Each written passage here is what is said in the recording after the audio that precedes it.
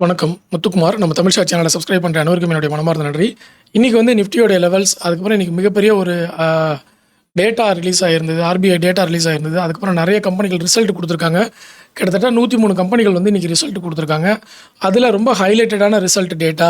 Okay. அதுக்கப்புறம் நாளைய பங்குச்சந்தைக்கு தேவையான தகவல்கள், க்ரூட் ஆயிலில் ஏற்பட்ட சின்ன சின்ன மாற்றங்கள் என்னென்ன, ஓகே, இது எல்லாத்தையும் வந்து நம்ம தொடர்ந்து இந்த வீடியோவில் பார்ப்போம். அதுக்கு முன்னாடி எல்லா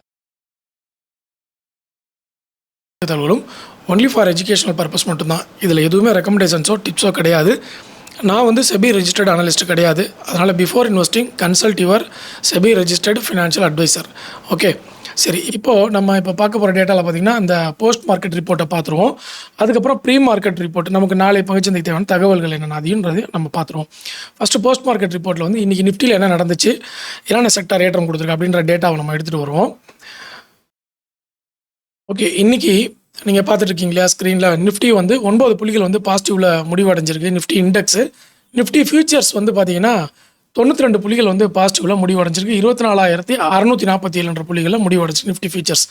ஸோ இண்டெக்ஸை பொறுத்தளவில் கடந்த 2 நாட்களாக வந்து நமக்கு ஓப்பன் ஆனதுக்கப்புறம் வந்து இறங்கி தான் வந்து 2 நாளாக முடிஞ்சிட்ருக்காங்க. ஆனாலும் ஃபுல்லாக இறங்க விடலை. இறங்கினப்பெல்லாம் வந்து நமக்கு பையர்ஸ் உள்ளே வந்து மார்க்கெட்டு முடியும் பொழுது பையர்ஸோடைய அந்த ப்ரெஷரை லேசாக காமிச்சு தான் வந்து முடிக்கிறாங்க. ஓகே, ஸோ அப்படி பார்க்கும்பொழுது கடந்த ஜூலை 24ஆம் தேதியிலேருந்து கிட்டத்தட்ட 7 நாட்கள் தொடர்ந்து நிஃப்டி வந்து பாசிட்டிவ் க்ளோசிங்லேயே போச்சு, கேப் அப்லேயே போச்சு. 7 நாள், 7 ஒர்க்கிங் டேஸில். இப்போ 2 நாளாக பார்த்தீங்கன்னா அந்த ரேஞ்சை வந்து தாண்ட முடியாமல் அப்படியே ஸ்ட்ரகிள் ஆகுது. ஆனாலும் பியரிஸ்க்கு வந்து ஸ்ட்ரென்த்தை கொடுக்கல அப்படிங்கிறத நிஃப்டி சார்ட் வந்து நல்லாவே டிஸ்பிளே பண்ணுது. இதில் நமக்கு அந்த க்ளோசிங் ஆக்ஷன் பண்ணாங்க பார்த்தீங்களா, அது வந்து ஒரு பெரிய சேஞ்சஸ் வந்து ஏற்படுத்துது. ஓப்பனிங் ப்ரைஸில் வந்து பெரிய சேஞ்சஸ் நடக்குது. க்ளோசிங் ப்ரைஸில் வந்து பெரிய சேஞ்சஸ் நடந்திருக்கு. கடந்த 2 நாளாக பார்த்தீங்கன்னா கேண்டில்ஸே வந்து அந்த கடைசி 15 மினிட்ஸும் ஃபஸ்ட்டு 15 மினிட்ஸும் ரொம்ப மோசமாக இருக்குது. அதனால் இன்ட்ராடே ட்ரேடர்ஸ் தயவுசெய்து கொஞ்சம் வந்து கேர்ஃபுல்லாக இருந்துக்கங்க. காலையில் ஓப்பனிங் வந்து பயங்கரமாக இருக்குது, கேப் அப்பாக இருக்குது. ஃபஸ்ட்டு 5 மினிட்ஸ் வந்து ரொம்ப பெரிய ஒரு வாலட்டிலிட்டி வந்து கொடுத்துருக்கு. அதனால் நம்ம வந்து அந்த சிஏஎஸ் வந்து கொஞ்சம் இந்த க்ளோசிங் ஆக்ஷன்ஸ் வந்து கொஞ்சம் செட்டில் ஆகிற வரைக்கும் இன்ட்ராடே ட்ரேடர்ஸ் வந்து கேர்ஃபுல்லாக அந்த மார்னிங் ஓப்பனிங் ஹவர்லேயே ட்ரேட் பண்ணுறதை வந்து விட்டுறணும். அதே மாதிரி ஈவினிங் டைமில் வந்து மார்க்கெட் முடியும் பொழுது லாஸ்ட் மினிட்ல ட்ரேட் பண்ணுறதெல்லாம் வந்து கொஞ்சம் அவாய்ட் பண்ணிக்கலாம். ஏன்னா முன்னாடி ஓப்பனிங் ஹவர்ஸ்லேயும் நமக்கு நல்ல ஒரு வாலட்டிலிட்டி இருக்கும், ட்ரெண்டிங் இருக்கும். மார்க்கெட் முடியும் பொழுதும் ட்ரெண்டிங் இருக்கும், நடுவில் வந்து சைடுவேல இருக்கும்.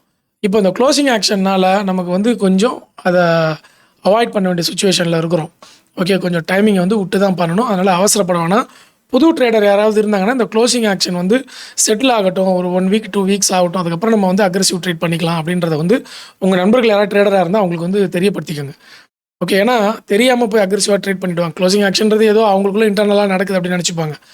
ஸோ அதனால் கொஞ்சம் தயவுசெய்து அதை வந்து எல்லாேருக்கும் தெளிவுபடுத்தி. இன்றைக்கே பார்த்தீங்கன்னா 3:10க்கு மார்க்கெட் முடிவடைஞ்சிது. ஆனால் அதனுடைய ப்ரைஸ் பார்த்தீங்கன்னா 24,629 போய் முடிஞ்சிருக்கு. முடியும் பொழுது பார்த்தீங்கன்னா 573 முடிஞ்சுது. க்ளோசிங் ப்ரைஸ் பார்த்தீங்கன்னா 621 போயிடுச்சு இன்றைக்கி டிஸ்பிளேயில். கேண்டில்ஸ் நீங்கள் கேண்டில்ஸ் போய் பார்த்தீங்கன்னா தெரியும். 5 மினிட்ஸ் கேண்டில், 3 மினிட்ஸ் கேண்டிலாக போட்டு பாருங்கள். அதனால் ட்ரேடர்ஸ் வந்து ரொம்ப கேர்ஃபுல்லாக இருக்கணும். ரெண்டாவது, நாளைக்கு வந்து நிஃப்டி நேரோ ரேஞ்ச் இன்ட்ராடே ட்ரேடில். ஸோ நாளைக்கு பெரிய வாலட்டிலிட்டி இருக்குன்னு எதிர்பார்க்கலாம். இன்றைக்கே வந்து நிறைய பேர் வாலட்டிலிட்டி எதிர்பார்த்தாங்க, ஓரளவுக்கு வாலட்டிலிட்டி கொடுத்துச்சு. அதுக்கு அடுத்தது பார்த்தீங்கன்னா கோல்டு சில்வர் இன்றைக்கி வேறு லெவலில் வந்து ஏற்றம் கொடுத்துருக்கு. கோல்டு சில்வர் யாரெல்லாம் வந்து பையிங்கில் வச்சுருக்காங்களோ அவங்களுடைய போர்ட்ஃபோலியோலாம் கொஞ்சம் க்ரீனிஷாக இருந்தது. ஏன்னா கோல்டு அண்ட் சில்வரும் வந்து நல்ல ஏற்றம். நாளைக்கும் வந்து அந்த மாதிரி சுச்சுவேஷனில் தான் வந்து இப்போ வரைக்கும் US டாலரில் காமிச்சிட்ருக்காங்க. நாளைக்கும் கோல்டு சில்வர் வந்து பாசிட்டிவில் போகிற மாதிரியான ஒரு சுச்சுவேஷனை US டாலரில் காமிச்சிக்கிட்டு இருக்கிறாங்க அந்த US மார்க்கெட்டில். அதே வந்து நம்ம இப்போ பார்ப்போம். நாளைய பங்குச்சந்தைக்கு தேவையான தகவல்களில் என்ன டேட்டா வந்து இருக்குன்றதை பார்த்துருவோம். ஓகே, ஸோ அப்போ இன்றைக்கி பார்த்தீங்கன்னா பேங்க் நிஃப்டி 115 புள்ளிகள் வந்து நமக்கு ஏற்றம் கொடுத்துருக்கு. கோல்டு சில்வர் பீஸ் 2.91% வரைக்கும் ஏற்றம் கொடுத்துருக்கு. கோல்டு பீஸ் 1.91% வரைக்கும் ஏற்றம் கொடுத்துருக்கு. நல்லாவே வந்து gold and silver recovery point காமிச்சிருக்காங்க. கோல்டில் இன்னும் நிறைய பேருக்கு வந்து நிறைய கன்ஃபியூஷன்ஸ் இருக்குது. ஸோ தங்கத்தை பொறுத்தளவில் தங்கத்தில் முழுசாக என்ன நடக்குதுன்றதை எல்லா டேட்டாவும் கலெக்ட் பண்ணிக்கணும் நீங்கள். அதுக்கப்புறமா முடிவுக்கு வரணும். இருந்தாலும் நாளைக்கு என்ன நடக்கும், அடுத்த வருஷம் என்ன நடக்கும்ன்றதெல்லாம் வந்து எல்லாராலையும் 100% எல்லாம் வந்து சொல்ல முடியாது. ஓரளவுக்கு ப்ரெடிக்ட் பண்ணலாம், அவ்வளோதானே தவிர எல்லாரும் சொல்கிறதையுமே வந்து நம்ம உண்மைன்னு நம்பி இல்லை அது வந்து 100% நடக்கும்னு நம்ம வந்து எடுத்துக்கக்கூடாது. அதில் எல்லோரும் கேர்ஃபுல்லாக இருங்க. ஏன்னா மார்க்கெட் அப்படி தான். ஓகே. யாராலயும் இதையும் கணிக்க முடியாது. கணிக்கலாம், ஒரு 100% சொல்ல முடியாது. ஓகே. ஸோ அதனால் கேர்ஃபுல்லா இருங்க. ஓகேவா? நீங்களும் வந்து நம்ம நம்ம நெனச்சது தான் நடக்கணும் அப்படின்னு வந்து யாரும் நெனச்சுக்காதீங்க. மார்க்கெட்ல ஆப்போசிட்டாவும் நடக்கும். அதுக்கு ப்ரிப்பேர்டா இருந்தா தான் நீங்க மார்க்கெட்ட ஹேண்டில் பண்ண முடியும். ஸோ இந்த மாதம் கோல்டு நேரோ ரேஞ்ச். அதனால இந்த மாதம் வந்து கோல்டு ஏறுமோ அப்படின்னு நான் ஒரு ப்ரெடிக்ஷன்ல இருக்கேன். ஏன்னா நேரோ ரேஞ்சில இருக்கு. அதனால ஏதோ ஒரு பக்கம் பிரேக் அவுட் நடக்கணும். இப்போ வரைக்கும் பாசிட்டிவ் டைரக்ஷன்ல போய்க்கிட்டு இருக்கு. ஒரு பெரிய வாலட்டிலிட்டி இந்த மாதம் குடுத்துருமோ? ஏன்னா நமக்கு பார்த்தீங்கன்னா, ஜனவரி மாசத்துக்கு அப்புறம் கோல்டு வந்து பெரிய அளவுல புதிய உச்சத்த தொடர்றதோ, அதுக்கப்புறம் வந்து பெரிய ஏற்றம் குடுக்குறதோ இல்ல. எல்லாமே அப்படியே சைடு வேலயே போய்க்கிட்டு இருக்கு. எப்போ எங்க இருந்து சைடு வேனா, டிசம்பர் டூ ஜனவரில என்ன கோல்டு பிரைஸ் இருந்துச்சோ, அந்த பிரைஸ்க்குள்ள மட்டும் தான் சுத்திக்கிட்டே இருக்கு. டிசம்பர் டூ ஜனவரினா என்ன? அந்த 2 மாசம் என்ன பிரைஸ் இருந்ததோ, ஓகே, அதுக்குள்ள தான் வந்து சுத்திக்கிட்டே இருக்கு நமக்கு கோல்டு. கோல்டு பீஸ்ல நான் பார்த்து சொல்றேன். கோல்டுல கொஞ்சம் சேஞ்சஸ் நடக்கும். கோல்ட பொறுத்தளவு பார்த்தீங்கன்னா, அதே தான் கோல்டுலயும் இருக்கு. டிசம்பர்லேருந்து ஜனவரி. ஜனவரி 1ஆம் தேதியிலேருந்து அந்த ஜனவரி 1 மந்த்துங்க. அந்த 1 மந்தோட வாலட்டிலிட்டிக்குள்ள தான் இன்னமும் வந்து சுத்திக்கிட்டு இருக்கு. ஓகே. அத தாண்டி இன்னும் போகல நமக்கு கோல்டு. ஸோ அதே மாதிரி சில்வர பொறுத்தளவுல பார்த்தீங்கன்னா, நமக்கு அதுவும் அதே மாரி தான். டிசம்பர், ஜனவரில என்ன நடந்துச்சோ, அதுக்குள்ளேயே தான் சுத்திக்கிட்டு இருக்கே தவிர, அத தாண்டி கீழயோ, மேலயோ வந்து நமக்கு போகல. அதனால இன்னும் வந்து ஆப்பர்ச்சுனிட்டி இருக்கிற மாரி தான் கேண்டில்ஸ் வந்து காமிக்குது.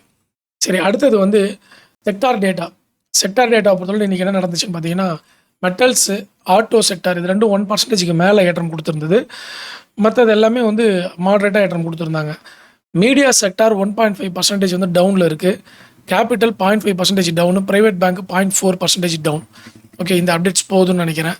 அதே மாரி ஈக்விட்டி அப்படின்னு பார்த்தீங்கன்னா, டோட்டல் மார்க்கெட்ல என்னென்ன ஈக்விட்டி ஓரளவுக்கு டாப் கெய்னர்ல வந்திருக்கு அப்படின்றத நம்ம வந்து எக்கனாமிக் டைம்ஸ்ல பார்ப்போம்.